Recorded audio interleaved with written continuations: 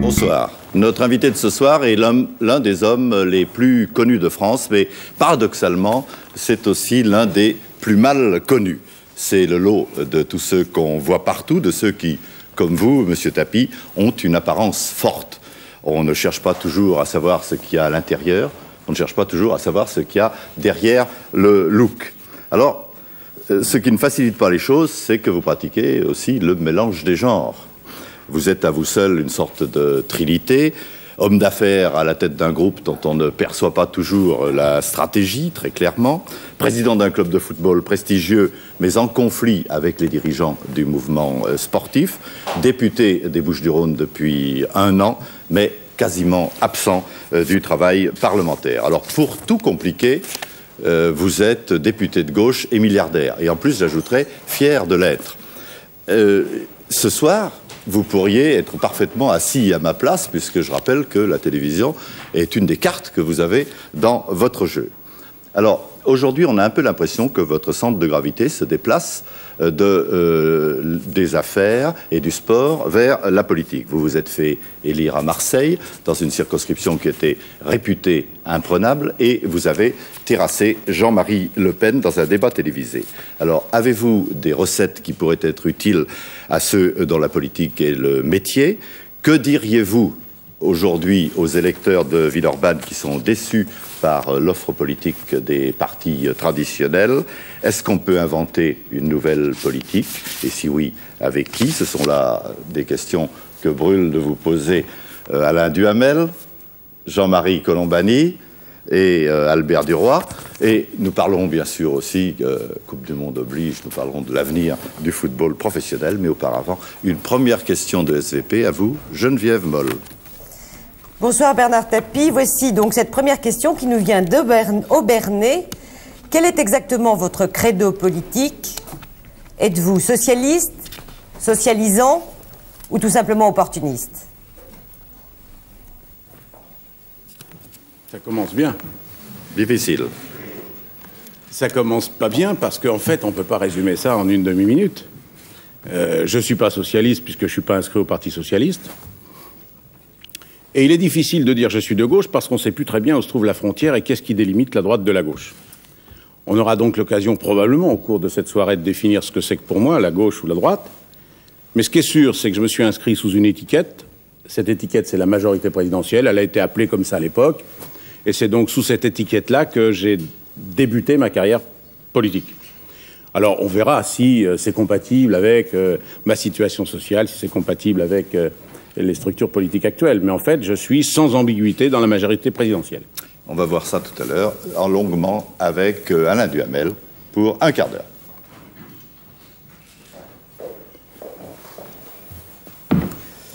Bonsoir, Monsieur Tapie. Alors, comme le disait François-Henri, vous allez être interrogé forcément pendant la soirée sur le football, sur l'Europe, sur l'économie, sur l'industrie, etc. C'est normal. Mais vous êtes aussi celui qui est entré dans la bagarre politique en disant lui-même, en proclamant que c'était pour stopper la montée en France de l'extrême droite et du racisme. Alors je voudrais savoir s'il y a une méthode Tapie pour stopper la montée de l'extrême droite en France. Je crois qu'il n'y a pas de méthode Tapie. Tout d'abord, je pense objectivement, quand on fait référence à ce fameux débat, qui a été un peu le démarrage de tout, en tout cas pour ce qui concerne l'identité qu'on a bien voulu me donner comme une arme, ou une des armes. Je crois que je suis modeste, mais je suis obligé. C'est pas forcément parce que j'étais meilleur, c'est parce que je défendais des idées plus faciles à défendre. Et que quand on défend les siennes, l'idée, il faut être drôlement performant pour arriver à l'emporter dans un débat démocratique et républicain. Pour dire quelle est la recette, si vous le permettez, et je crains de prendre un peu sur votre temps de questions. Vous êtes déjà interrogé là-dessus, alors allez-y. Mais je suis obligé de faire un peu... Allez-y, allez-y. Alors, je considère tout d'abord qu'il est bon, parce que mon métier m'a appris ça. Avant de parler de remède, on commence par faire un diagnostic, et avant de faire un diagnostic, on fait une audite. Qu'est-ce que c'est le Front National? En fait, Le Pen ne m'intéresse que par rapport au Front National. Pour être simple et schématique, je dirais c'est une espèce de grosse voiture balai C'est en Tour de France, la voiture balai, c'est celle qui ramasse tous ceux qui, au cours de l'étape, abandonnent, sont blessés, sont malades, veulent plus continuer. Plus l'étape est dure, plus la voiture balai est pleine. En général, l'étape Paris-Versailles, il n'y a personne. Mais dans l'étape de l'Alpe d'Huez, la voiture balai se remplit. Donc c'est une espèce de voiture balai qui va, dans cette société française, récolter petit à petit des couches de gens très différents, dont les motifs sont très différents, même parfois opposés, et qui vont venir construire une espèce de millefeuille qui va être l'électorat de Le Pen. La base, alors la croûte, c'est pas par hasard si je l'appelle comme ça, c'est quand même des gens qui sont fondamentalement d'extrême droite, qui ont toujours été, ils étaient Tixier-Vignancourt, ils sont devenus Le Pen, etc. Ils sont racistes, ils sont antisémites, ils sont fascistes. Et pourquoi ça monte maintenant? Ils sont 2, 3, 4%. Ils sont 6, je ne sais pas combien ils sont, mais n'empêche qu'ils ne sont pas les 15, 20, 25% dont on parle. Première couche qui vient se greffer sur ce fonds de commerce acquis, tous ceux qui, objectivement ou subjectivement, souffrent, à tort ou à raison, ou croient souffrir de l'immigration. C'est-à-dire tous ceux qui, à un moment donné, sont confrontés à une coexistence, à un mal de vivre avec les autres. Ceux-là, Le Pen ayant pris le parti pris de défendre les Français, les petits blancs contre les immigrés, c'est un fonds de commerce qui se développe, ça représente la première couche. Deuxième couche, c'est une couche qui, dans une société un peu cynique, un peu performante, un peu difficile pour les minorités ou pour les faibles, laisse sur le bord de la route un tas de gens. Justement, la voiture balai est là pour les ramasser. Comment on les ramasse? Parce qu'on dit des choses, on lance des musiques qui sont agréables à entendre. C'est formidable de dire à un handicapé, c'est scandaleux qu'on ne touche pas et qu'on ne fasse pas en sorte que les handicapés ne soient pas pris en considération. C'est honteux que les chômeurs soient chômeurs. C'est pas dur, ce sont des musiques agréables à entendre. Alors là, on ramasse, et on continue, et on avance. Quatrième catégorie, ce sont ceux qui fondamentalement sont de droite et ne supportent pas les gens de gauche. Ils ne veulent plus que la gauche soit au pouvoir, et ils estiment que les dirigeants de droite actuels, classiques, Chirac, Giscard, etc., ne sont pas capables de battre la gauche. Et ils pensent que Le Pen va y arriver. Alors ceux-là viennent grossir les rangs. Et il y a dernière catégorie, ceux qui sont contre les partis, dont la femme est partie avec le voisin, dont les institutions les emmerdent, et qui disent « moi je fais un pied de nez aux institutions classiques et aux partis politiques classiques, et je vote Le Pen ». Alors quand on a fait l'inventaire et qu'on a su que finalement c'est ça l'électorat de Le Pen. Alors on propose des solutions. Alors il y a des solutions, et M. Duhamel, je vais vous dire, j'ai rarement, à la télévision, lancé des défis ou pris des paris que je n'ai pas tenus. Je dis rarement, mais c'est jamais. Je vous certifie, je vous affirme, pour les avoir testés moi-même, que si on applique les méthodes que je vais vous suggérer, dans moins de 18 mois, le Front National est réduit à moins de 10%. Dans moins de 18 mois, à moins de 10%. Moins de 10%. On est d'accord. Moins de 18 mois et moins de 10%. Moins de 18 mois, moins de 10%. Sur quel scrutin vous le mesurez? Il y en a un formidable pour ça qui est le régional. Je voudrais vous rappeler simplement que quand je suis rentré en politique pour la première fois, la question qui se posait, c'est qui de Gaudin ou de Le Pen sera maire de Marseille. Il avait déclaré d'une manière tonitruante, c'est une grande histoire d'amour qui naît et qui commence entre Marseille et moi. Le Pen avait fait au présidentiel à Marseille 29% dans ma circonscription. Aux dernières législatives, alors qu'il n'a pas cessé de monter, le candidat du Front National a fait moins de 10%, il n'a pas pu se maintenir au deuxième tour. Il est peut-être moins bon c'est que pas Le Pen. de la magie. Il est peut-être moins bon que Le Pen. C'est que j'ai parlé aux gens, on a discuté aux gens, avec eux, je suis allé sur place, dans les immeubles, j'ai fait du porte-à-porte, je leur ai parlé. Alors la solution, comment on va arriver? 10%, c'est un chiffre épouvantable. Et 18 mois, c'est court. Et c'est pas tout seul que je peux y arriver. Et c'est pas un homme qui sort une solution d'un chapeau. Alors il y a 3 axes de travail qu'il faut absolument accomplir. Le premier, l'État a pris des décisions, elle a pris des dispositions qui sont de nature à éviter que l'immigration progresse et que les immigrés qui soient là soient intégrés. Sur le plan local, il y a tous les élus locaux, les conseils généraux, les conseils régionaux, les maires qui travaillent d'arrache-pied à essayer de trouver des solutions parce qu'il y a identifié entre 350 et 400 points bien connus, bien identifiés, qui sont des points de friction et de cohabitation difficiles.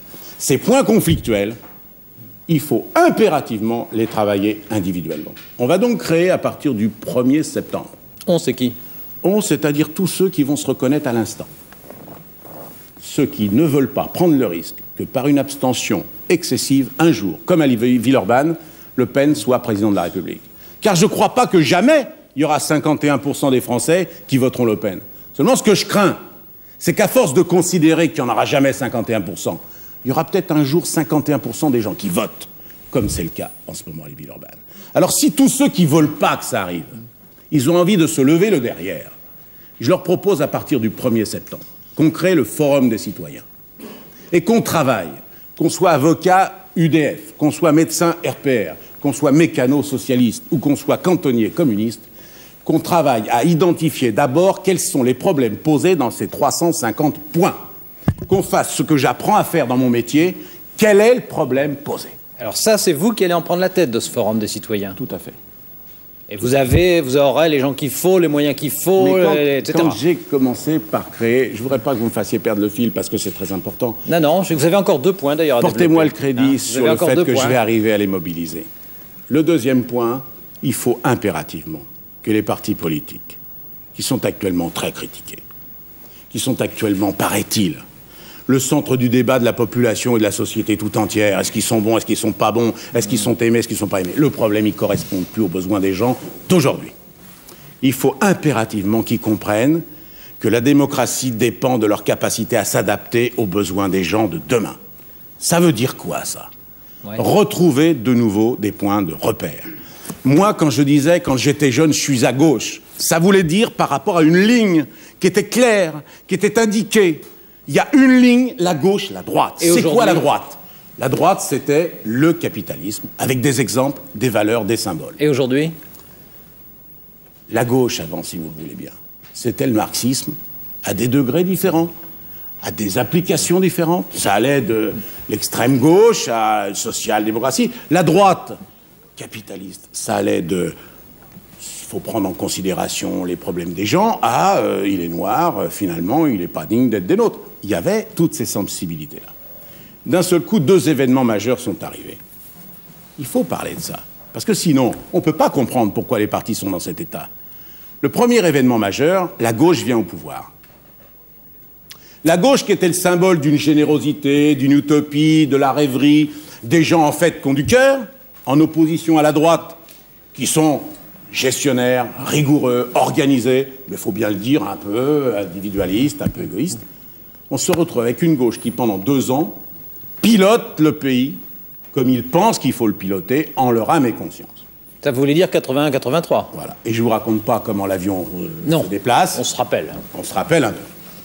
Les dures réalités de l'économie mondiale, les dures réalités de l'apprentissage du pouvoir, fait que la gauche se rend compte qu'on ne peut pas complètement faire comme on le disait quand on n'était pas au pouvoir. Et que cette façon de gérer, parce qu'on y est obligé, amène aux manettes des ministres qui deviennent, Bérégovoy, un des meilleurs ministres des Finances du monde, mais avec des règles qui ne correspondent pas tout à fait aux règles de l'autogestion. Et est-ce que vous diriez que c'est un des meilleurs ministres des Finances de gauche du monde? C'est un des meilleurs ministres du monde. Et il est en plus complètement de gauche et sincèrement de gauche. Ce premier événement, donc, qui amène les socialistes au pouvoir, fait perdre un peu les repères à ceux qui avaient cru à une société dans laquelle on ne parlait pas de rigueur, on ne parlait pas d'austérité, on parlait au contraire de distribution. Ils ont fait les frais. Quand on donne des assignats, on rend les gens plus malheureux à terme. Car quand il faut payer en vraie monnaie et pas en monnaie de singe. Et alors, la droite, dans ce temps-là, elle, qu'est-ce qu'elle fait? Elle continue de gérer en opposant, en disant, parce qu'ils n'ont plus de discours qui fait la promotion du capitalisme, puisqu'on est en train de gérer comme des libéraux. Alors elle tape en faisant de l'anti-gauche complètement primaire. À partir de là, essayons d'accepter l'idée que les gens comprennent plus bien où se trouvent la gauche et la droite. Vient se greffer sur ces événements une catastrophe, le marxisme. C'est sûr, ça ne marche pas. Vous voulez dire l'effondrement, alors là? Voilà, ça ne marche pas. Et maintenant, il n'y a plus personne qui peut soutenir que ça marche. Alors, ça fait beaucoup pour maintenir d'un côté la gauche marxiste, de l'autre côté la droite capitaliste. Ça devient quoi, le pays? Grâce à une propagande, à une promotion, grâce à un phénoménal, je dirais, une phénoménale utilisation de Le Pen, de la circonstance présente, on va définir la France avec une nouvelle frontière. Il y a les racistes d'un côté et les antiracistes de l'autre. d'un seul coup, on se trouve divisé en deux. C'est plus la gauche et la droite, c'est t'es raciste ou t'es antiraciste. Et ça vous paraît une bonne frontière? Ça me paraît monstrueux. Réaliste? Ça me paraît monstrueux. D'abord parce que le nombre de racistes en France n'est pas suffisamment important pour faire un côté de la France. Et d'autre part parce que j'aimerais qu'on replace le débat politique et les partis ont le devoir de le replacer là où il est. Alors il est où? Mais il est qu'on a admis maintenant, une fois pour toutes, que la France est un pays capitaliste qui est géré selon des modes de gestion libérale. Ça ne veut pas dire qu'on gère pareil et ça ne veut pas dire qu'on pense la même chose. Et ça veut dire que dans cette définition-là, moi je me place à gauche quand même. Et pas forcément parce que j'ai du cœur. Parce que si je dois maintenant synthétiser ces deux valeurs, j'insiste parce que c'est très important. Sans ça, je ne comprends rien à la politique et les gens ne vont rien comprendre à la politique de demain. Ça veut dire, d'accord, on est sous les menaces ou on est sous l'influence du marché. Mais le marché, on en fait deux choses possibles. Le premier, on dit, il n'y a que ça qui compte, et mort au con. Et c'est un peu ce que me propose M. Chirac. M. Chirac, il n'a pas compris que ça ne marchait pas. Car son système, c'est Thatcher, c'est les États-Unis, ça ne peut pas fonctionner. Puis il y a l'autre système qui consiste à dire, je vais prendre en considération les moins bons. Et je ne peux prendre comme exemple la valeur individuelle que si elle est compatible avec l'intérêt collectif. Et là, ça ne marche pas seulement parce qu'on a du cœur, ça marche parce que, M. Duhamel, quand on prend en considération tout le monde, ça marche beaucoup mieux que quand on ne les prend pas en compte. Donc, à partir du moment, la deuxième définition, c'est la classe politique qui se change et qui dit aux gens, voilà ce que c'est la droite, voilà ce que c'est la gauche, si vous voulez être des nôtres, voilà où on veut vous amener, où la société doit conduire. Mais alors, si je suis bien votre raisonnement, ça signifie que dans votre idée, par exemple, les partis de gauche vont dire nous, c'est le marché, mais la générosité, mais la solidarité. C'est pas la générosité. La solidarité. Ouais. Et que les partis de droite vont dire nous, tous les pauvres, les laissés pour compte, les malheureux, on les laisse de côté. C'est pas ça qu'ils disent. La droite dit la performance avant tout, parce que quand on est performant, on crée des richesses, et quand on a créé les richesses, on peut les distribuer. Ça part toujours d'un sentiment généreux aussi. Je ne connais pas un homme de droite qui dit « je suis content qu'il y ait des gens qui soient au chômage et je suis content qu'il y en ait qui meurent de faim ». C'est ce que je voulais vous entendre dire. Mais bien sûr, je suis simplement en train de dire, c'est pas dans ce sens-là que ça se passe. C'est en prenant en considération d'abord ceux qui sont tout en bas qu'on arrive à faire que la société tout entière marche. Les cercles de qualité.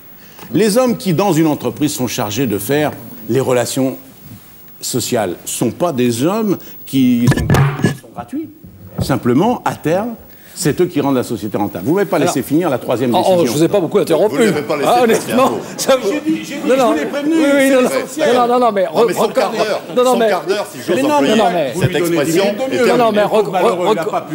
Reconnaissez que je ne vous ai pas interrompu sans arrêt, franchement. Est-ce que vous reconnaissez, M. Duhamel, que c'est le plus important de ce que je peux faire? Écoutez, si c'était sans intérêt, je vous aurais interrompu. Je voudrais vous dire simplement... Il vous reste votre troisième point. S'il n'y a qu'une chose qui m'intéresse aujourd'hui dans la politique, c'est d'essayer, à mon niveau et avec tous ceux qui le veulent, d'essayer de remédier à ce problème-là.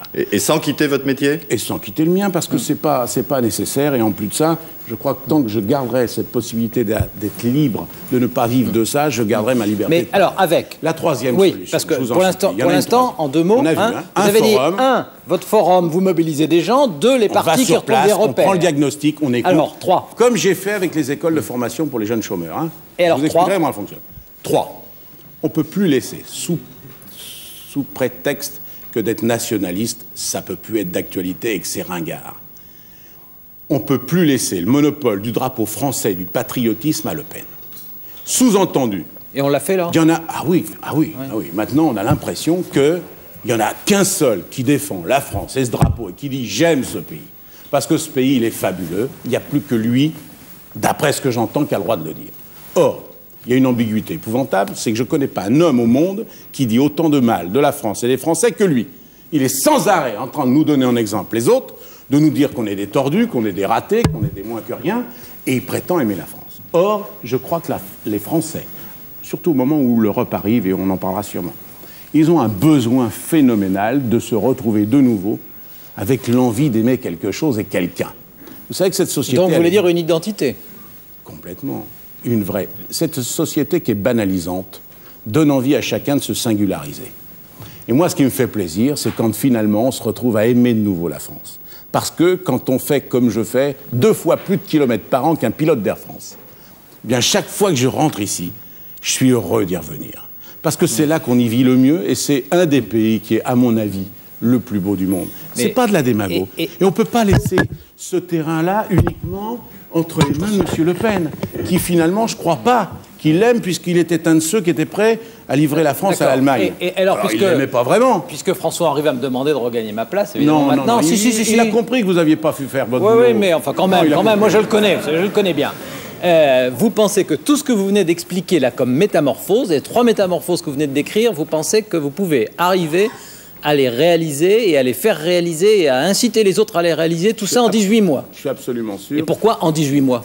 Parce que comment en 18 mois? En 24 mois, c'est-à-dire 4 mois après, il y a des élections importantes qui seront un point de repère. Ah oui, mais ça veut dire que ce serait souhaitable. Ça veut dire 2 ans. Ce serait... Non, déjà 2 ans. Parce qu'il faudra le temps. Mais ça voudrait dire que ce serait souhaitable que ce soit fait dans les 2 ans. Mais ça ne veut pas forcément dire que c'est fait. possible. Mais ça sera fait, monsieur. Ça sera fait. C'est pas la méthode Coué. Je ne suis pas très partisan de la méthode Coué. Si vous voulez, tout à l'heure, au cours des questions pour vos collègues... Que vous poseront les autres. J'ai jamais pris un engagement que je n'ai tenu, parce que je crois que la méthode Coué, ça ne fait pas tellement avancer. Alors je laisse les autres. Merci. Je regrette qu'on n'ait pas eu le temps. Merci Alain Duhamel. Une autre fois, on posera des questions. Oui, l'autre, il en a fait 6, peut bien en faire 2, 3. Voilà. Il a été très sportif. Merci. Merci Alain Duhamel. Vous venez de répéter plusieurs fois, j'ai rarement pris un engagement que je n'ai pas tenu. Il y a une question qui nous est très souvent posée par les associations de handicapés. C'est l'engagement que vous avez pris lors de votre émission sur TF1, Plus fort la vie, je crois, c'était, d'embaucher dans le groupe Bernard Tapie des handicapés. Est-ce que vous pouvez ce soir donner des précisions sur le nombre de handicapés que vous avez embauchés? On en a engagé une trentaine depuis cette émission. Mais ce n'est pas significatif parce que par rapport au nombre d'employés, ça fait un pourcentage qui est bien trop réduit. Mais qu'est-ce que je voulais dire par là? Je voulais dire de la même manière que lorsque j'ai engagé un combat contre le chômage des jeunes sans formation. On s'est donné les moyens, on en a fait une première, maintenant on en est à la 8e école, on en forme 1000 par an. Attendez, la question, c'est pas les écoles. Les handicapés, c'est pas compliqué. J'ai essayé au cours de cette émission, grâce à une leçon de courage inouïe qu'ils nous ont donnée, inouïe, ils nous ont tous remis la tête d'aplomb. J'ai essayé de faire comprendre aux gens que c'était un plus de les avoir. Et nous, on est en train de faire les tests. Et les 2 premiers tests qu'on a faits sont sur des carrières commerciales. C'est époustouflant de résultats. Ce sont des gens qui, parce que justement, ils ont connu la souffrance vraie, pas la souffrance psychologique, la vraie souffrance dans leur chair. Ils sont devenus, à un moment donné, des gens qui se posaient des questions sur leur propre existence. Lorsqu'on a la chance de leur donner, lorsqu'ils ont la chance d'avoir un boulot, ils sont comme personne d'autre. Tellement ils ont envie de démontrer qu'on a bien. D'accord. Mais le cœur, la pédagogie, c'est une chose. L'engagement, c'en est une autre. L'engagement, c'en est un autre. Écoutez, donc vous estimez que vous avez tenu vos engagements? Mais c'est pas le problème. Okay. J'ai pas à me justifier de ça. J'aurais tenu mes engagements le jour où j'aurais le sentiment qu'il n'y a plus un handicapé qui est traité comme un handicapé. Parce que dans les handicapés, il y a des feignants, il y a des mauvais, il y a tout. Mais il ne faut pas que le handicapé qui n'est pas comme ça soit traité autrement. Hein? Ok, on retourne. Cœur, etc., vous m'avez jamais entendu parler de ça. Hein? J'ai jamais parlé de cœur, moi. Jamais. Vous savez pourquoi? Parce que c'est une notion sur laquelle j'investis pas dans le temps. J'ai jamais cru que le cœur était un mode de gestion des hommes. Je crois qu'il est laissé à la disposition de chacun. Il n'y a personne qui a le droit de dire de ce côté-là ils en ont, de ce côté-là ils n'en ont pas. Je connais des salauds partout. Je connais des gens formidables partout. Ok, on retourne à SVP. Question des téléspectateurs, Geneviève Moll. Bernard Tapie, vous êtes très médiatique et très médiatisé. Aviez-vous besoin d'être député pour faire passer votre message, d'autant qu'on vous voit peu et qu'on vous entend peu à l'Assemblée? On ne me voit pas beaucoup. Et on ne me voit pas beaucoup, pas parce que je considère que ce n'est pas important d'y être. On ne me voit pas beaucoup parce que je n'ai pas beaucoup le temps d'y être. Quand je me suis fait élire député, je me suis fait élire avec un contrat clair avec les électeurs. C'est est-ce que je peux, quelque part, d'abord traiter des problèmes de coexistence et d'existence journalière. Et là, je l'ai fait. Il y avait 2-3 problèmes ponctuels qui étaient... Il n'y avait pas d'école de formation. Il y avait un problème de télévision, c'est tout con, mais il y avait 5000 personnes qui ne recevaient pas la télévision dans ma circonscription parce qu'il y avait une montagne qui gênait l'émetteur. Enfin, donc, il y avait un premier travail et ils comptaient sur moi pour ça, parce que leur vie de tous les jours compte. Bon. Mais ils comptaient aussi sur moi pour autre chose. Est-ce que nous, qui sommes électeurs de la 6e circonscription de Marseille, on est fiers de l'avoir comme député? Si en étant invités dans des émissions comme celle-là, et si en ayant développé les idées qu'à la fin de cette émission, les gens se seront faits sur moi, ils en tirent de la fierté, et qu'ils disent, finalement, on est content qu'il soit notre député, je serai le député qu'ils attendaient. Si à la fin, ils ont honte parce que ma prestation est lamentable, ou parce que j'ai pas su faire avancer les idées que je défends, eh ben, ils auront raison de plus m'élire. Mais c'est pas d'être présent sur un banc dans lequel, de temps en temps, je ne sers pas à grand-chose, qui fera qu'ils m'éliront ou pas. Cela dit, je considère que le député qui ne fait que ça, son devoir, c'est d'être présent le plus souvent possible à l'Assemblée, car c'est tout de même là que le destin du pays et le destin des gens se fait. C'est là que se font les lois, quand même. On va enchaîner avec Jean-Marie Colombani pour un quart d'heure. Bonsoir, Monsieur Tapie. Tout à l'heure, j'ai compris de ce que vous répondiez à Alain Duhamel que vous étiez farouchement antiraciste. Alors, je voudrais demander au président de l'Olympique de Marseille comment il réagit, c'est-à-dire comment il juge, mais aussi comment il essaye de faire face aux réactions ouvertement racistes d'une partie du public marseillais, notamment lorsque des joueurs d'origine camerounaise pénètrent sur la pelouse du stade Vélodrome. Oui, il s'agit de Joseph-Antoine Bell. Entre autres. Qu'est-ce que je suis content que vous me posiez cette question. Je suis sûr qu'on va croire que je vous ai demandé de la poser. Vous savez ce que c'est ne pas être raciste? C'est de dire qu'un homme est un escroc même quand il est noir. Par exemple, la réaction du public sur M. Bell n'a rien à voir avec la couleur de sa peau. Elle est que pendant 2 ans, c'est-à-dire depuis le jour où il n'est plus le gardien de but de l'Olympique de Marseille, il n'a cessé de donner sur Marseille et sur le club une image négative. Il n'a cessé de dire, parce que c'était probablement la façon dont il le ressentait, il n'a cessé de dire qu'on n'était pas un grand club, qu'on était une équipe. Il n'a cessé de dire qu'à Marseille, on n'y vivait pas bien, avec les supporters qui débordaient dans leur présence auprès des joueurs. Donc la première partie de cette réponse, je voudrais que vous le sachiez, c'est que ce n'était pas parce qu'il était noir, c'est parce qu'il avait, pendant plusieurs mois, dépassé ce qu'on peut tolérer à un joueur qui n'est plus dans cette équipe. On lui jetait quand même des bananes, ce n'est pas une façon de contester son discours. Après, il y a comment on manifeste mécontentement.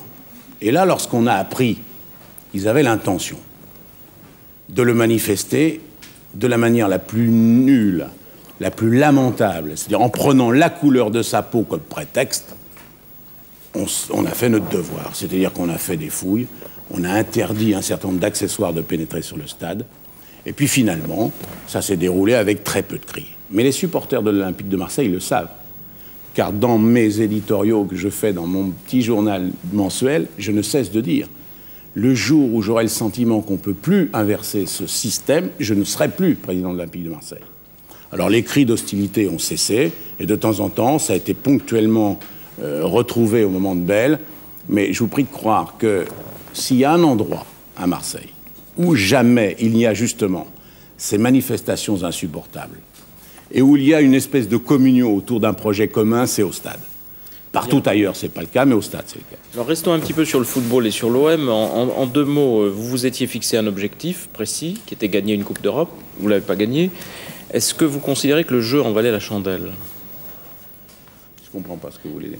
Par exemple, est-ce que vous considérez que vous avez eu raison d'agir comme vous avez agi, en récoltant derrière vous l'image dans le football français, je caricature, mais enfin ce sont des choses qu'on entend, l'image de l'homme qui, au fond, a remplacé le bénévolat par l'affairisme.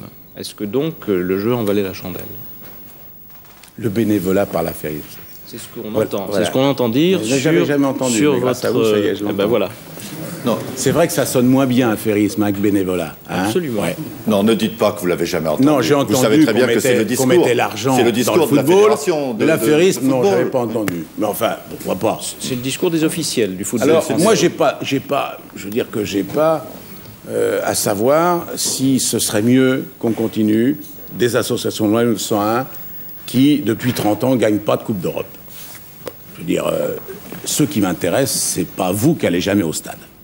Car je suis sûr que vous allez jamais au stade. Vous vous trompez, Monsieur Tapie, c'est dommage pour vous. Ben, lui, j'allais pas le dire parce que je l'y ai vu, vous, je vous y ai jamais vu. Mais moi, je suis un ardent, je vais vous faire une confidence, ça intéresse personne d'ailleurs. Si, bien sûr, mais enfin, on sait jamais rien de vous. Je suis un ardent supporter de Bastia qui est arrivé en finale d'une Coupe d'Europe sans affairisme, je veux dire. Si, sans, complètement. Non, complètement. sans choses grandiloquentes, mais peu importe, c'est un détail.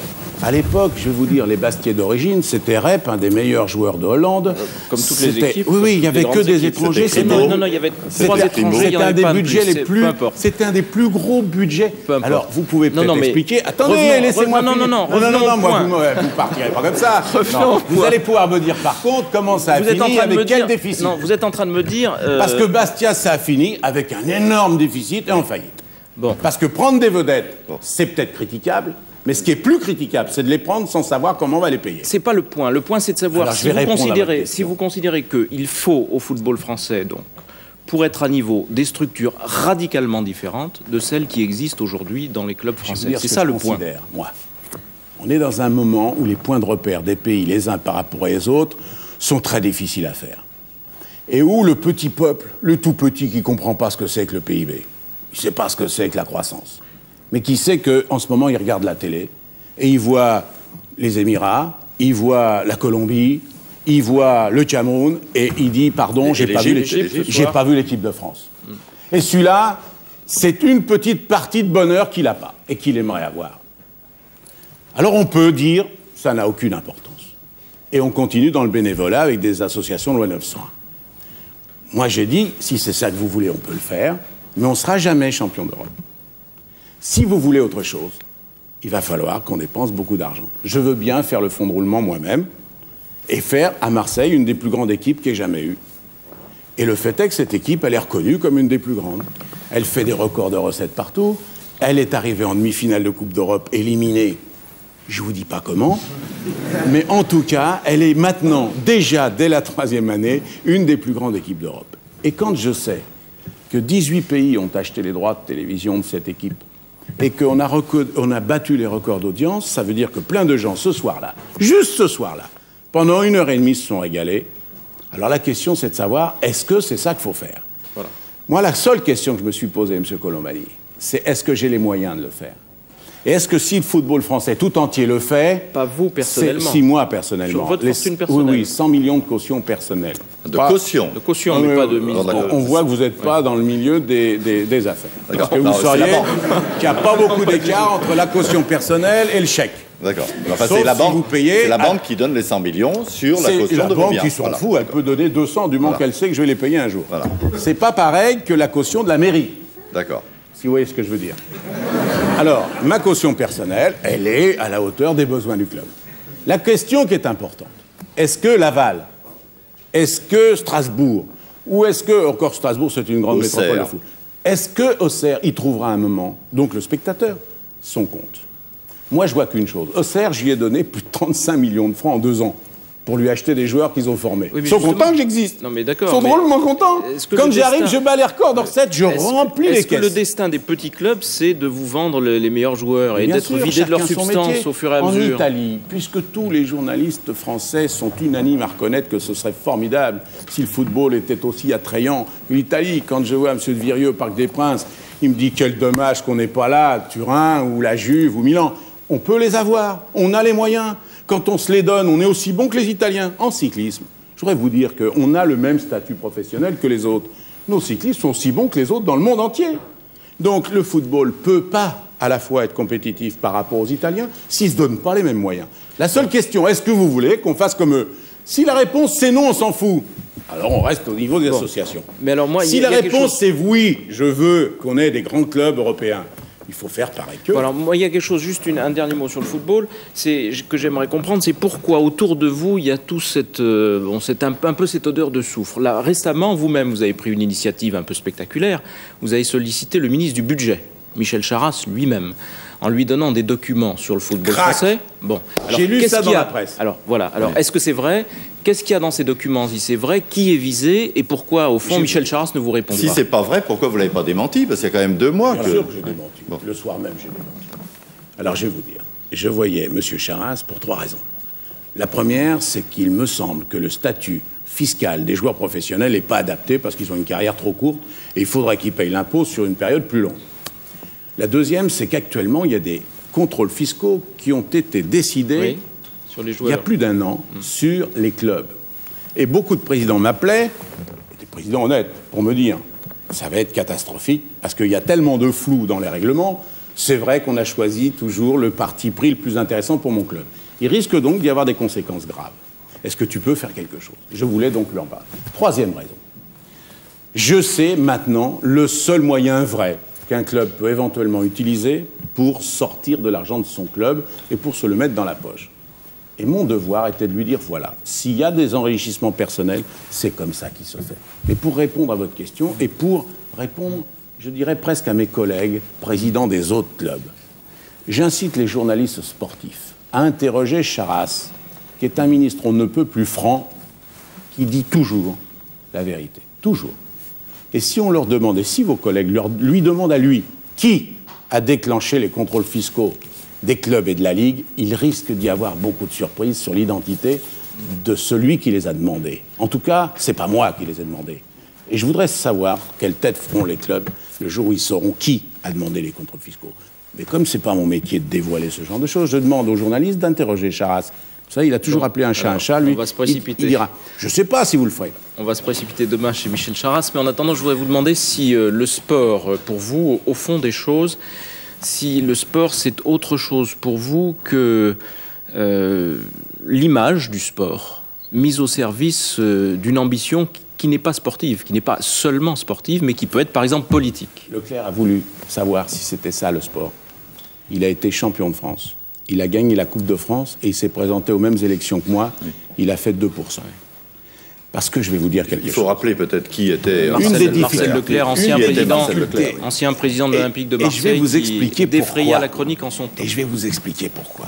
Car une des difficultés aujourd'hui majeures de la classe politique, c'est que les gens sont devenus très intelligents. À 8h35, figurez-vous qu'ils savent 90% de choses que le président de la République sait. Et l'histoire des marionnettes ou le bonneteau, vous ne pouvez plus la leur faire.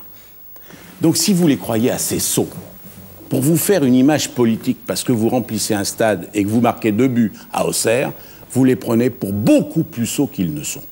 Les gens savent faire l'écart. S'ils m'ont confié, à un moment donné, un mandat politique, les 3/4 d'entre eux s'en foutent complètement de savoir les résultats de l'Olympique de Marseille.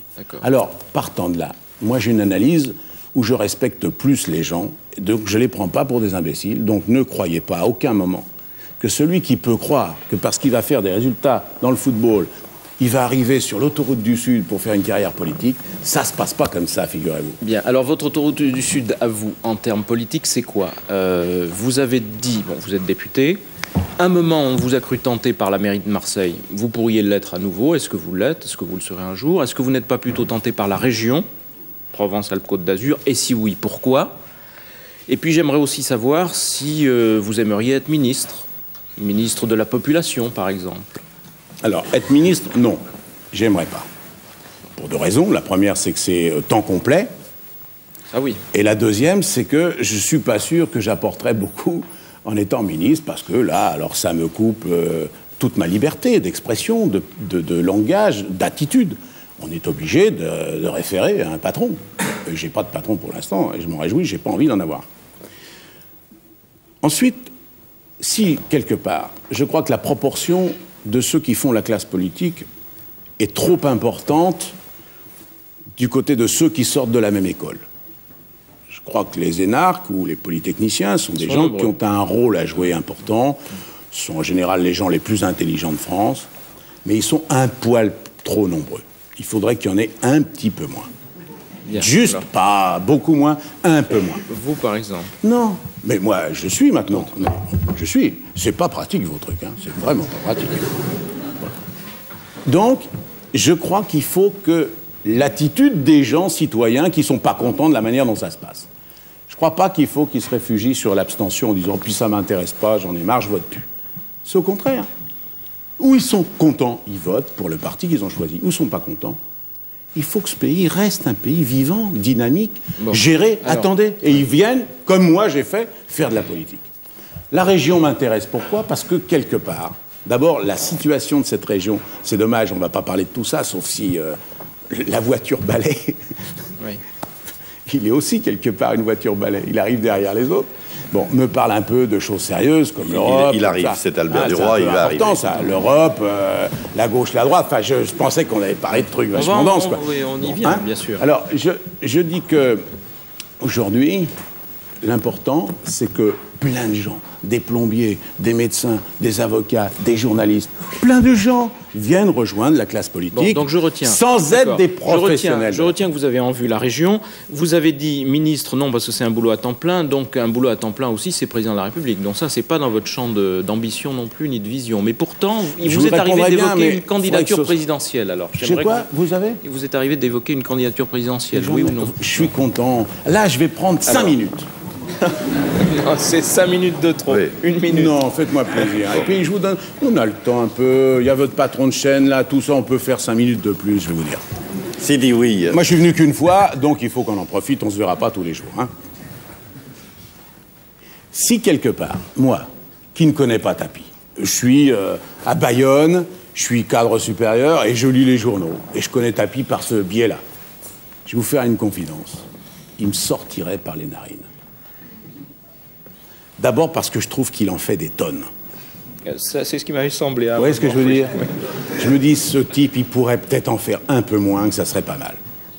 D'autre part, à plusieurs reprises, j'ai eu le sentiment qu'il avait un peu les plombs qui sautaient. Je crois qu'il est un peu... Bon. Voilà ce que moi, cadre au Crédit Agricole, à Bayonne, je pense de Tapie. Pourquoi? Et je vais prendre justement ce qui a été évoqué. Il n'y a pas très longtemps, l'événement du jeudi fait un sondage. Présidentiel, il met Tapie dans le sondage.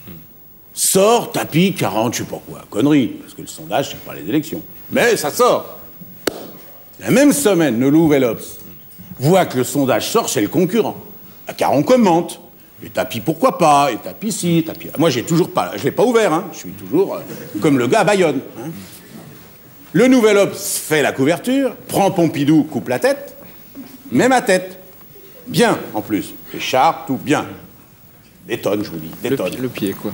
Tout, le complet, comme on dit. Hein. 6 pages pour expliquer pourquoi pas, et il fait ci, et il fait là, etc. Et une page avec M. Julliard, que j'ai beaucoup apprécié d'ailleurs à ce jour-là, parce qu'il avait bien changé d'avis sur il avait vous, changé d'avis, il fait partie des rares gens qui disent « je m'étais trompé ». Et là, il me pose la question, et je lui explique pourquoi c'est ridicule. Et le Nouvel Obs fait le titre « Tapie, l'homme qui veut être président ». Alors, si moi je suis à Bayonne, je vois, quand je prends mon avion pour aller à New York, le sondage, l'événement du jeudi, 5 pages dans le Nouvel Obs, cette espèce en première page, comme ça, avec... Bon, mais ça, c'est la mise en scène. Moi, ce qui m'intéresse mais j'y suis pour rien, monsieur. Non, mais moi, ce qui m'intéresse de savoir, j'y suis pour rien du tout. Ce qui m'intéresse de savoir, c'est un point. Non, mais c'est un jeu dans lequel on ne peut pas échapper. Bon. Et c'est pas la faute, c'est comme ça. Ce qui m'intéresse de savoir, c'est juste un point précis, c'est est-ce qu'à un moment ou à un autre, vous envisageriez, et pour quelle raison, d'être candidat à l'élection présidentielle? Ça veut pouvoir dire, pour y figurer, pour y mener un combat, pour y témoigner, bon... Si vous me laissiez le temps, je vous aurais de... expliqué pourquoi je fais de la politique. Quelque part, je vais vous dire. Mais je préférais que vous répondiez à cette question. Je vais vous répondre à cette question. Je pense que président de la République, c'est forcément une ambition qui ne doit pas naître à 40 ans. C'est une ambition qui ne peut être que le résultat d'un militantisme depuis qu'on a 20 ans, d'un parcours politique. Ça veut dire qu'on a fait son apprentissage, ça veut dire qu'on a été à un moment donné dans la structure de l'État, on a été ministre, on a géré. En quelque sorte, on a montré qu'on était apte à exercer le pouvoir. Quand vous êtes un représentant de ce qu'on a appelé trop et mal la société civile, vous avez montré que vous étiez capable d'autre chose. Mais pas ça. Moi, j'ai montré que j'étais des merdes, que je pouvais faire de chômeurs, je pouvais en faire des jeunes qui avaient un boulot. J'ai montré, et je vais montrer qu'on peut réduire le peine à moins de 10%. Vous allez voir. Mais j'ai pas montré que j'étais capable de connaître les mécanismes de l'État. J'ai pas montré que j'étais capable d'être un bon ministre. J'ai pas montré tout ça. Si un jour je le montre, j'ai le temps, j'ai 47 ans. Finalement, j'ai encore 20 ans devant moi pour un jour avoir des inspirations ou pour avoir des ambitions. Mais c'est pas le cas. Pour l'instant, mes ambitions, c'est Le Pen moins de 10. C'est la France qui va rentrer dans le marché commun. Il faut qu'elle soit bien, il faut qu'elle soit heureuse, il faut qu'elle s'aime. Et puis d'autre part, c'est à un moment donné, cette région-là, elle est fabuleuse. Elle est malheureuse en ce moment, elle est en train de mourir alors qu'elle est fabuleuse. C'est celle qui est la vitrine sur la Méditerranée, là. Elle est belle, celle-là. Bon, cette région-là, je veux me mettre à son service parce que je crois qu'elle a un grand destin. Après, on verra. Je vous sens impatient de répondre aux questions d'Albert Duroy, mais juste encore un mot, parce que je voudrais que vous nous éclairiez, mais d'un mot, sur la nature de vos relations avec François Mitterrand. Je vous pose cette question parce qu'il se trouve que vous-même, Bernard Tapie, et François Mitterrand, vous avez le même conseiller en communication. Par quel hasard ou par quelle nécessité? Je vais vous dire quelque chose. Je certifie que je n'ai pas de conseiller en communication. Vous en avez eu pendant vos campagnes électorales, tout de même. Écoutez, j'ai un tas d'amis, parmi lesquels il y a 2 personnages. Attendez, permettez-moi. Ils sont les... C'est même pas les conseils. Il y en a un qui est maintenant président du Loto, il n'est pas conseil. Oui. Hein, mais c'est Jacques Pilan et Gérard Collet, appelons-les par leur nom. Il n'y a pas que, mais eux 2 sont ceux que je préfère. Il y en a 3, mais en général, il y en a un qui ne dit jamais son nom. Bon, c'est des vrais copains à moi, c'est des vrais amis à moi. Ils ne me conseillent pas. Pourquoi ? Parce que moi, je considère que faire la politique avec des conseillers en marketing, c'est avoir 10 ans de retard sur les réalités et les besoins d'aujourd'hui. Vous voulez que je vous donne un exemple? Quand je vends des piles, monsieur, des piles, je ne raisonne pas marketing en termes de part de marché.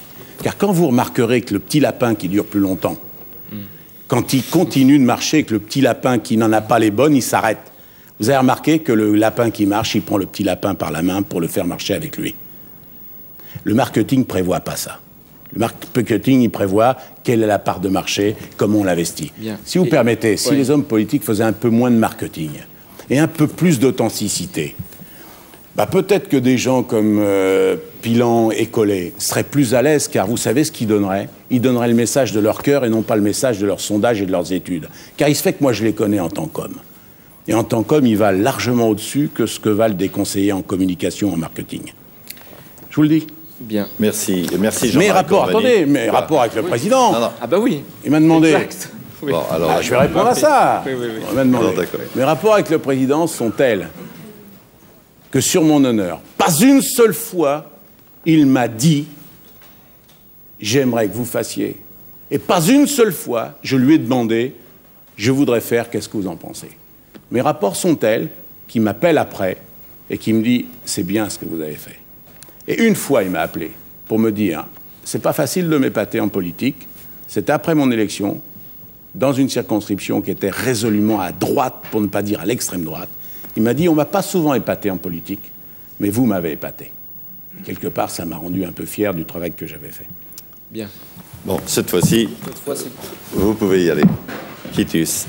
SVP, Geneviève Moll, question. Monsieur Tapie, puisque vous êtes très préoccupé par votre région, est-ce que vous êtes décidé à aider les chantiers de la Ciotat? Ce sont les chantiers navals, bien sûr.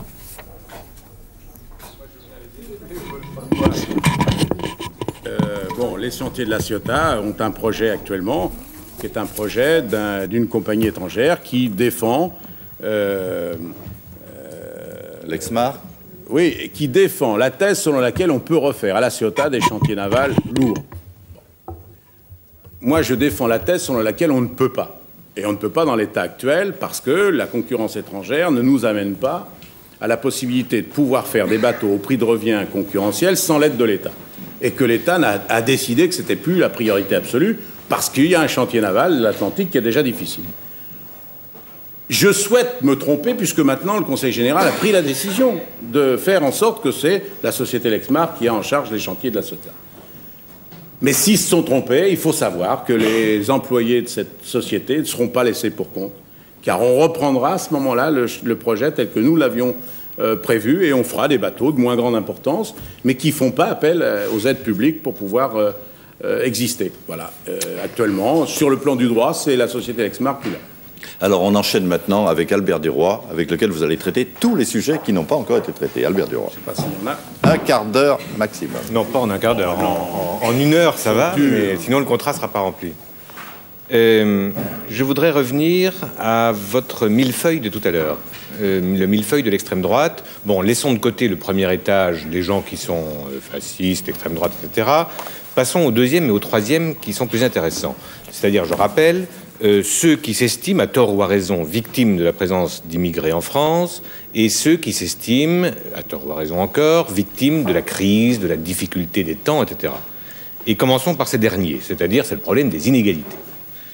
Alors, avant de vous interroger sur un certain nombre de choses précises, de projets précis évoqués en ce moment, d'abord, ça peut étonner des gens que le milliardaire que vous êtes, François-Henri vous le rappelait tout à l'heure, avec le côté un peu Dallas impitoyable, le côté fric, le côté l'homme qui aime l'argent, se préoccupe de ce genre de choses. En 1 minute et demie, comment ça se fait? C'est possible en 1 minute et demie. Essayez. Commencez. Je fais un métier. D'abord, je suis issu vraiment d'un milieu très pauvre. Pas pauvre, très pauvre.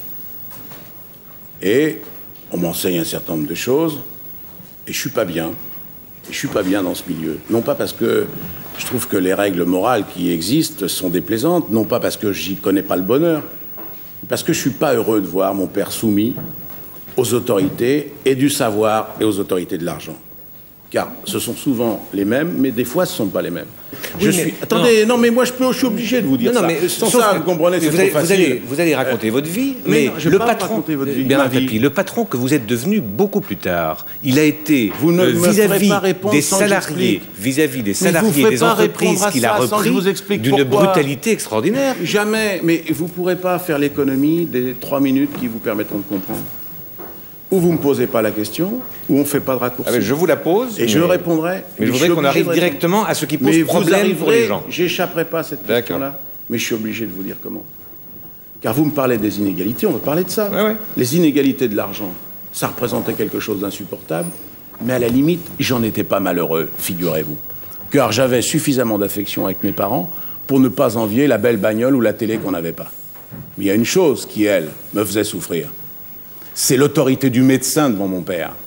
C'est l'autorité de l'ordre établi devant mon père, qui parlait pas, le flic compris, parlait pas à mon père comme il parlait au gars qui avait une belle bagnole. Et l'attitude de mon père face à cette autorité-là me faisait souffrir. Car je souffrais pas d'un manque d'argent. Je souffrais qu'on ne prenne pas mon père en considération. Et qu'on me prenne pour un rien du tout, parce que j'avais ni le savoir, ni l'argent. Vous avez pris votre revanche. Vous avez pris votre revanche. J'ai pas pris ma revanche, j'ai dit ça sera pas comme ça pour toutes les générations qui viennent. C'était pas une revanche. Sur qui, la revanche? La société, elle est organisée comme ça. C'est pas moi qui l'ai faite et c'est pas un régime particulier qui le fait. C'est un constat, monsieur. Et j'ai décidé, petit à petit, en suivant mes études, en faisant de la musique, en faisant du sport, de sortir un peu de la catégorie dans laquelle j'étais. J'y suis arrivé. Et j'ai fait ensuite un métier dont l'argent est le symbole de « vous avez réussi ». Vous en faites un autre. L'écrivain, quand il a un prix Nobel, c'est comme ça qu'on matérialise sa réussite. On dit c'est un bon écrivain, il a un prix Nobel. Un journaliste qui est un de ceux qui interviewent à l'heure de vérité, on dit c'est un journaliste qui a réussi. Et bien un chef d'entreprise qui a ruiné, c'est un chef d'entreprise qui a raté, figurez-vous. Et comme je suis chef d'entreprise et que j'ai réussi, j'ai de l'argent.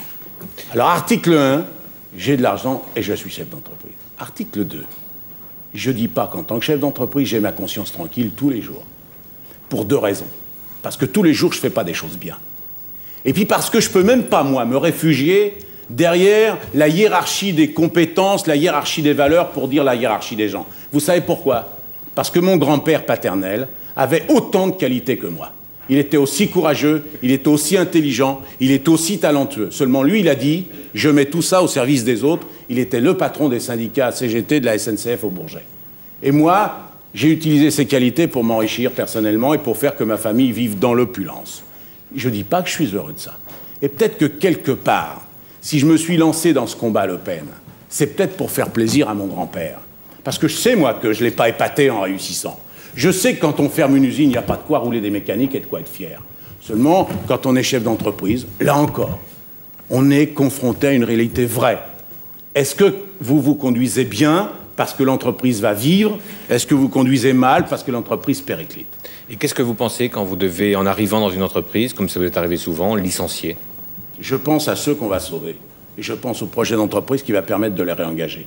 Une chose que vous ne savez peut-être pas, parce qu'elle n'a jamais été décrite.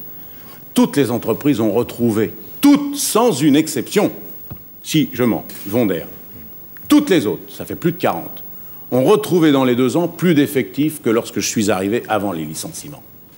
Le problème, c'est de savoir si un médecin, il est prêt à se suicider parce qu'il vous coupe un bras dans la limite où si vous ne le coupez pas, vous mourrez.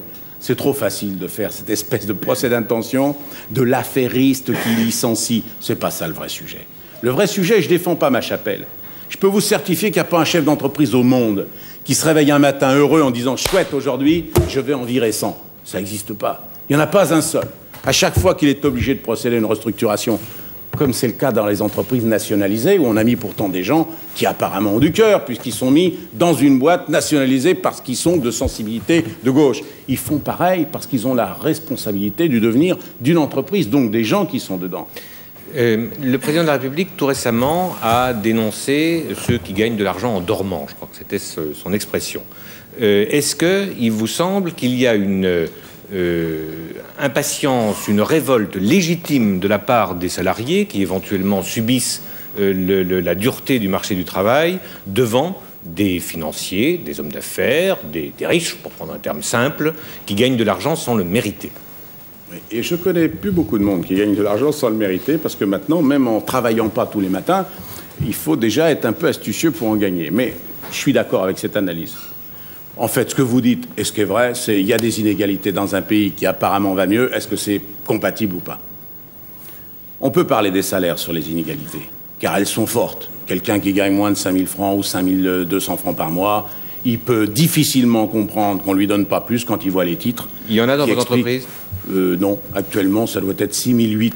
Je vais vous dire, parce que comme je me doutais que vous alliez me demander ça, actuellement, la moyenne des salaires les plus bas, c'est 7 079 francs. La moyenne des salaires les plus bas. Voilà. Le salaire le plus bas. Le salaire le plus bas, je vais vous le dire, je peux même vous passer la fiche, c'est 6 560 francs. D'accord. Je pensais. Bon, alors, ça vous étonne pas que ces gens-là. Attendez, je vais finir. Oui, d'accord. Non mais on a le temps, je vous jure. Je rappelle la le question. temps. Je rappelle la question. Les inégalités, je voudrais vous répondre à ça. Ceux qui gagnent pas beaucoup d'argent ont le droit de dire mais qu'est-ce qu'on fout? Car en 81, tout le monde était sincère. Ils ont dit on va réduire les inégalités. On est en 90, paraît-il, elles sont plus grandes. Je voudrais dire qu'elles sont plus grandes jusqu'en 88. Je porte ce rectificatif. Permettez-moi, on verra si l'histoire me donne raison. 81, 88. Oui, 88 à maintenant, vous verrez que les compteurs sont complètement inversés. Et selon le cercle, Centre d'études et de recherche des coûts, mais pas selon un autre institut. Enfin, de toute façon, ça ne change pas grand-chose. Comme ailleurs. Bon. Quand il y a 2,5 millions de personnes qui ne travaillent pas, on peut parler d'inégalité. Et le vrai sujet d'inégalité, c'est celui-là. Il y en a deux. C'est quand on est inégal devant le savoir, car on n'a pas la même chance que les autres. Et deuxièmement, quand on est privé d'emploi. Car en dehors du manque d'argent, on a là vraiment un manque d'identité, un manque d'existence, tout simplement. On a l'impression de faire partie des exclus. Et ce sujet-là, il est à aborder avec toutes ses forces. Moi, personnellement, j'ai essayé de comprendre pourquoi. Il y en a 1 million qui sont pratiquement pas récupérables dans l'emploi classique, où il faudra créer des emplois par l'intermédiaire d'associations, car ils ne sont pas capables de se retrouver demain dans une configuration d'employés. Mais il y a 1,5 million de gens qui peuvent. Parmi eux, toutes les initiatives qu'on peut prendre. Moi, j'en ai pris une. Il y en a plein qui peuvent en prendre d'autres. Dire simplement que les inégalités, elles vont être réduites parce qu'on va prendre les riches, on va les tordre pour faire payer sur les pauvres. C'est un schéma, ça fait toujours beaucoup d'effets.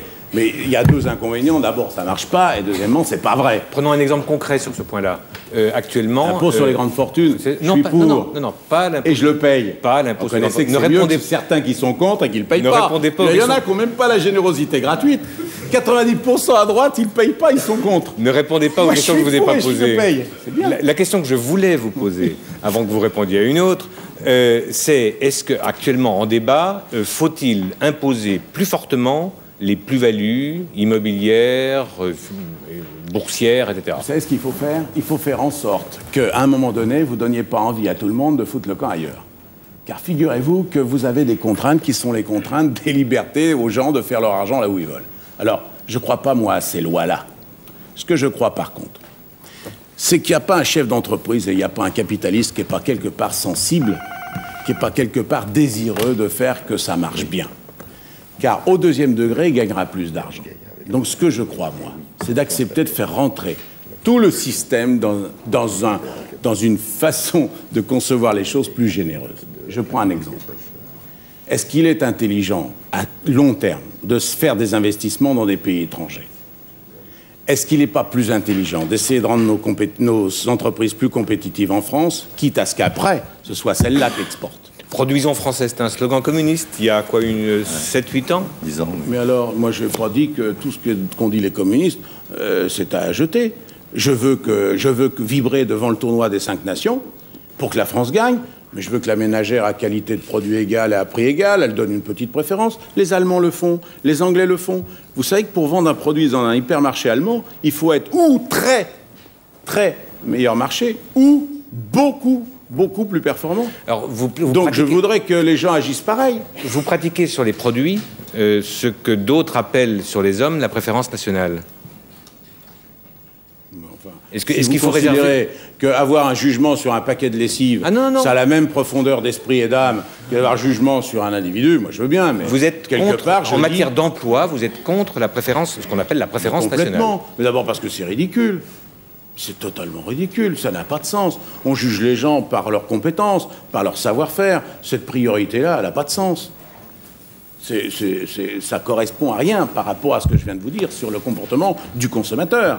Alors, en deux mots, peut-être, si on a encore un peu de temps, comment jugez-vous vos confrères patrons, PDG? Est-ce qu'ils sont, comme on le dit souvent, trop frileux, pas assez entreprenants? Je crois que les nouveaux patrons. C'est quoi les nouveaux patrons? C'est ceux qu'on appelle les chefs d'entreprise par rapport à avant, on appelait ça des patrons. Maintenant, c'est des chefs d'entreprise. D'ailleurs, ce sont des gens qui font un métier, qui ne sont pas de droit divin, qui prennent en considération les revendications des gens, qui sont très attentifs aux cercles de qualité, qui font qu'il y a des promotions, qui font qu'en quelque sorte, ils ont compris une chose, monsieur. C'est qu'on viendrait concilier le profit avec l'intérêt collectif. Vous savez pourquoi? Parce que maintenant, il n'y a plus d'ambiguïté. Les sociétés dont les avancées sociales sont les plus fortes sont celles qui gagnent le plus d'argent. Ça me revient à la pensée du cœur tout à l'heure. Vous savez, dire aux chefs d'entreprise ayez du cœur, c'est un mode de gestion pas forcément durable. Mais dites-leur, soyez généreux avec votre personnel, vous gagnerez plus de fric. Vous verrez que c'est quand même plus certain. Donc vous êtes de gauche parce que ça marche. Alors ça, c'est sûr que c'est mon avis. Je suis de gauche parce que c'est ça qui va marcher. Pas parce que je me prétends plus utopique, plus rêveur, plus généreux, plus solidaire. Je dis qu'entre une société gérée selon un mode de relation promu par la sensibilité nouvelle gauche a toutes les chances de réussir bien mieux, parce qu'elle prend vraiment en considération chacun, que celle qui croit que c'est parce qu'on va être très brillant, très performant, et que par conséquent il y aura de la richesse qu'on pourra faire face aux besoins des pauvres. On n'a pas parlé d'Europe, c'est épouvantable. Je voudrais qu'on puisse dire un mot de l'autre étage du millefeuille, en ce qui concerne les immigrés. Il faut qu'on se Oui, revoie. absolument, d'accord, bon, on prendra rendez-vous. Sur les immigrés, est-ce que la nécessité de l'intégration à laquelle vous faisiez allusion tout à l'heure, est-ce que la nécessité de l'intégration va, à votre avis, jusqu'à faire des immigrés en situation régulière, évidemment, des citoyens dans leur ville, dans leur département, c'est-à-dire est-ce qu'il faut leur donner le droit de vote? La première question, c'est pas celle-là, monsieur. La première question, c'est de dire, un pays comme la France a des immigrés. Je n'ai vu encore nulle part quelle est la charte, quel est le contrat, ou moral, ou juridique et moral, qui relie l'immigré au pays qu'est la France. C'est-à-dire quels sont ses vrais droits et quels sont ses vrais devoirs. Ça pourrait être un nouveau code de nationalité? Pourquoi pas? À l'intérieur des immigrés en situation irrégulière, moi je veux savoir quels sont ceux qui sont prêts à se plier aux règles et usages de mon pays qui les accueille. Et on leur dira à ce moment-là quels sont les droits qu'ils ont la possibilité d'atteindre. Mais il y a quand même des choses qui me chiffonnent. C'est vrai que sur les 20 derniers 1000 recensés jeunes en âge de faire leur service militaire, il n'y en a que 5000 qui ont choisi de faire leur service militaire en France. Il y en a 6000 qui ont choisi de faire leur service militaire dans leur pays d'origine. Et il y en a 10 000 qui se sont arrangés pour ne pas faire de service militaire du tout. Donc moi, je veux dire à mon pays et à mes concitoyens, on n'a pas le droit de se comporter avec autant de mépris pour les immigrés que ce que certains nous proposent de faire. On n'a pas le droit. Ce n'est pas notre intérêt, et en plus, ce n'est pas comme ça qu'on a été conçus, ce ne sont pas les valeurs qu'on nous a inculquées. Mais n'importe qui n'a pas le droit de faire n'importe quoi. Et ceux qui viennent chez moi, chez vous, doivent se plier à nos règles et usages. Car on en revient sinon à ce que je vous ai dit tout à l'heure. Est raciste celui qui dit « il est escroc, mais il est noir, donc il est bien ». Non, monsieur. Un noir, il est noir, je m'en fous qu'il soit noir. Si c'est un escroc, c'est un escroc. Si c'est un type bien, c'est un type bien. C'est pareil pour les immigrés. Je ne fais pas de complexe, moi. Un immigré qui est en situation régulière et qui fait du boulot noir, il prive la société, dans son organisation, d'un équilibre qui va la rendre inévitablement insupportable. Je lui demande de foutre le camp. C'est sûr et certain. Si par contre, il est en mesure d'assurer ce que j'ai besoin qu'il assure, c'est-à-dire sa présence, sa culture, sa complémentarité, son originalité, et qui se plie à nos règles, qui se plie à nos usages, on a besoin de lui. C'est ce qui va faire notre originalité à un moment où on va rentrer dans l'Europe. Car on va y aller dans l'Europe. Et moi, plus on me parle de l'Europe dont j'entends les échos, et plus elle me fout la trouille, et moins elle m'exalte pour l'instant. Donc il va bien falloir que je refasse l'inventaire de mes vraies munitions à moi, de mes vraies originalités, de mes plus. L'Europe vous fait peur? Mais comment? Mais comment elle me fait peur? Aujourd'hui, elle me fait peur. J'étais un de ceux qui a été le premier emballé. J'ai dit ça va être formidable, et ça continue pour moi d'être un projet formidable. Mais d'abord, on me répond en hypermarché. Trop souvent. On me répond, c'était des supermarchés formidables, ça va être un hypermarché grandiose. Je veux dire que ça, quelque part, je m'en fous un peu. C'est pas ça qui m'exalte. Deuxièmement, moi, j'ai envie qu'on m'entende et qu'on m'apprécie pour ce que je suis, tel que je suis. Je ne veux pas devenir un sous-germanique, parce que ça ne me va pas bien. La suprématie de l'Allemagne dans cette Europe réunifiée, qui est souhaitable, qui va être une locomotive phénoménale, il faut que ce soit une locomotive... Mais moi, je ne veux pas être le wagon. Je veux être une autre loco, si ça ne vous dérange pas. Parce que si je suis que le wagon de l'Allemagne, même si elle est formidable, je ne vais pas me sentir bien chez moi. Donc j'ai envie d'être une autre loco. Alors je fais l'inventaire. Dans l'autre sens. Oui, non, mais il y en a des locaux, vous n'en faites pas des wagons, il va y en avoir quelques-uns à tirer. J'ai le droit à une dernière question. C'est dommage, toute petite, je vous explique pas. toute petite pour une petite réponse. Qui n'a rien à voir avec ce qui précède. L'un de vos collègues coactionnaires de TF1, Jean-Louis Pétria, patron de la GMF, etc., a quitté TF1 parce que ça lui déplaisait, que les programmes ne lui plaisaient pas, etc. Est-ce que vous êtes tenté de faire la même chose? Sûrement pas. Il n'a pas bien fait. Il n'a pas bien fait de faire ce qu'il a fait. D'abord parce que ça ne se fait pas. Il y a des choses, justement. Quand on défend des valeurs, et il défend des valeurs, en tout cas, il prétend défendre des valeurs. Pour moi, quand on est patron des GMF, on est forcé de représenter ces valeurs-là. Il y a des choses qui ne se font pas. Et on n'a pas le droit de mettre sur la place publique une attitude qui peut faire générer, en tout cas, des conflits. Vous faites bien de me parler de la télévision, je vais dire pourquoi. La télévision, c'est un des sujets dont tout le monde parle. Et c'est le sujet sur lequel tout le monde a un avis. Or, c'est une des activités les plus difficiles au monde que je connaisse. Il faut sauvegarder plusieurs choses, et pour l'instant, c'est sauvegardé. Qu'elles soient privées ou publiques, je crois que jamais, vous, journalistes, vous avez joui d'autant de liberté d'action, d'acte et de parole. Ça, faut quand même le dire, parce que c'est le plus important. Tous vos confrères de tout le monde entier vous envient pour ça. Ensuite, on fait un débat public contre privé. C'est une énorme connerie. Vous savez ce que c'est, la télévision? C'est à la tête, il y a quelqu'un de talentueux, et la télévision marche. On a vu sans arrêt passer la une devant la deux devant la une devant la deux, quand c'était public. Vous pouvez m'en donner acte, parce que de temps en temps, le PDG de la une était meilleur que la 2, et ça devenait le contraire. Il y a une nouvelle disposition qui a été donnée, laissez le temps au temps, il faut que la nouvelle direction d'Antenne 2 fasse la démonstration qu'elle est capable, dans un premier temps, de ramarrer, et deuxièmement, de battre la une. Et sur le terrain de l'audience, qu'on cesse de mettre en... Si vous cassez le matériel de la 2... il n'est pas à la 2, celui-là. Il est à la SFP. Qu'on cesse de mettre en parallèle, d'un côté, les émissions insignifiantes à forte audience, et d'un autre côté, les émissions qui n'ont pas d'audience, mais qui sont intelligentes. Pour faire des émissions à forte audience, dites-vous bien, il faut qu'elles soient un peu intelligentes. Ou alors c'est que vous prenez les Français pour des cons, et ils ne sont pas plus cons que vous, ni que moi. C'est pas le cas dans cette émission. Non, mais on ne fait pas beaucoup d'audience. Bien, merci Albert Duroy. On verra ça demain. Merci Albert Duroy, mais il y a quand même un peu plus d'une heure qu'on parle. Et il y a une de vos usines qui est en grève depuis une semaine, et on n'en a pas dit un mot. Parce que les journaux n'en parlent pas. Il y a deux choses qui sont sorties dans la semaine. Oui, enfin pas grand-chose. Hein. Les journaux n'en parlent pas, pourquoi? Deux choses. Oui. Comment vous réagissez? Une première, c'est ça qui est important. dans la semaine, juste avant l'heure de vérité, il y a des fois on n'a pas de chance. Deux choses sont sorties. L'histoire de votre avion? Oui. Oui, dans la tribune de l'expansion de ce matin, oui. Mais votre usine en grève, c'est une réalité. Ils ont sûrement de bonnes raisons, à mon avis. Ils ont des raisons salariales. La moyenne des salaires chez eux est de 7 079 francs. C'est une boîte qui a été reprise en faillite en mai 87. Les augmentations de salaire au cours des 3 dernières années a été de 21%. Je regrette de ne pas leur donner plus, mais ça m'amène en fait à conclure que vous voyez que c'est pas seulement que l'argent qui fait le bonheur, puisque ces gens-là se sont mis en grève. Je peux pas croire que la CGT était animée du désir de se mettre en grève juste avant cette émission. Ça peut pas exister.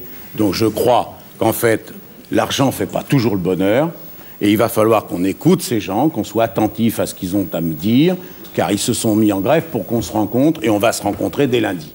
Je ne pourrais pas donner beaucoup plus que 7 000, parce que le jour où le SMIC sera déjà à 7 079 francs, attendez, ce qui fait un salaire moyen de 7 120. Alors, il n'y a pas de quoi chanter, mais 21% d'augmentation en 3 ans. Donc, vous voyez que l'argent ne fait pas toujours le bonheur, puisqu'ils ne sont pas parmi les plus mal payés. Et l'avion qu'on n'avait pas payé. Et pourtant, ils font grève. Non, là, c'est Dassault qui a c'est un avion que vous... Dassault a une situation de monopole qui les rend, de temps en temps, un peu maladroits et beaucoup prétentieux. Oui, enfin, c'est pas une réponse. Beaucoup prétentieux. Bon. C'est pas tout à fait une réponse. Nous passons... je précise que l'usine en question, c'est l'usine de casseroles... Tournus. Casseroles. Voilà. Très belle usine de casseroles. La voilà, regardez. Nous retournons à SVP pour 3 toutes petites questions. Madame Barzac a proposé pour stopper ou enrayer l'épidémie de sida la réouverture des maisons closes. Qu'en pensez-vous?